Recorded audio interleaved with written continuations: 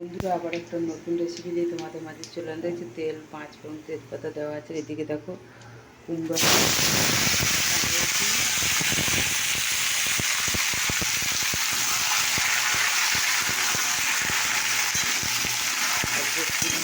একটা রেসিপি হচ্ছে। আমাদের এই রেসিপিটা দেখতে থাকো, কেমন লাগছে।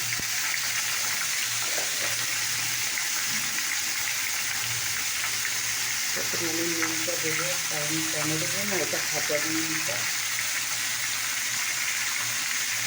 ফেলে দেবো। এবার আমি নাড়াচাড়া করবো।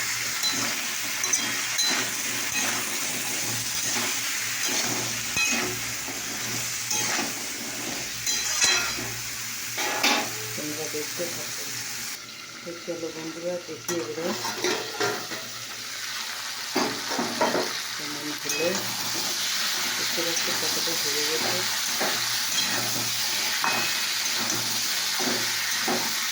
খুব সুন্দর সুস্বাদু হয়। আমি তো বন্ধুরা রেসিপিটা খেতে করে নিয়ে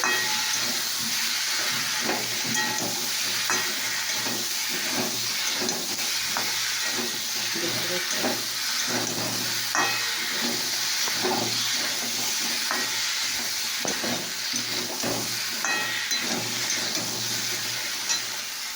তো দেখো বন্ধুরা আমি জল ঢেলে দিয়েছি।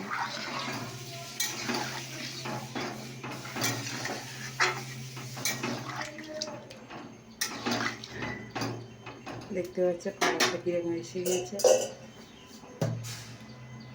তো চলো বন্ধুরা দেখি।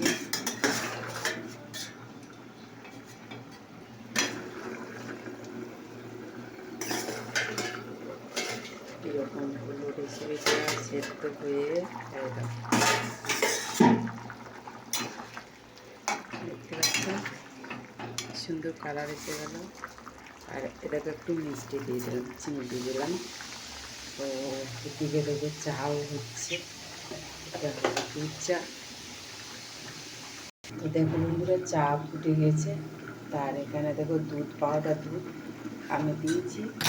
তো দেখো আমি চাটা দিয়ে একটু গুলে নেব।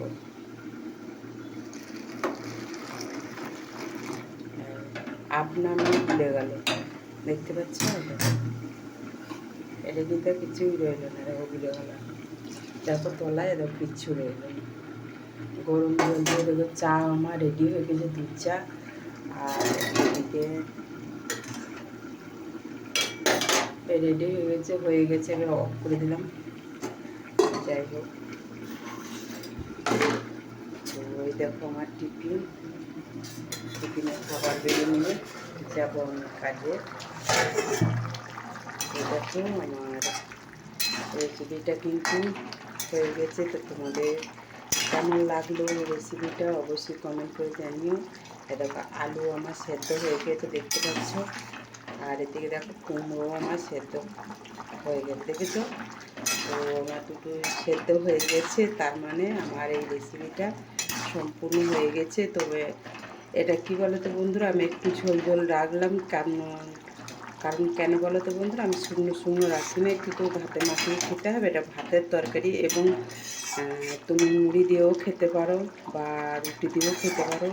তো তোমাদের এই রেসিপিটা কেমন লাগলো, ছোঁকা রেসিপি, তো অবশ্যই কমেন্ট করে জানিও।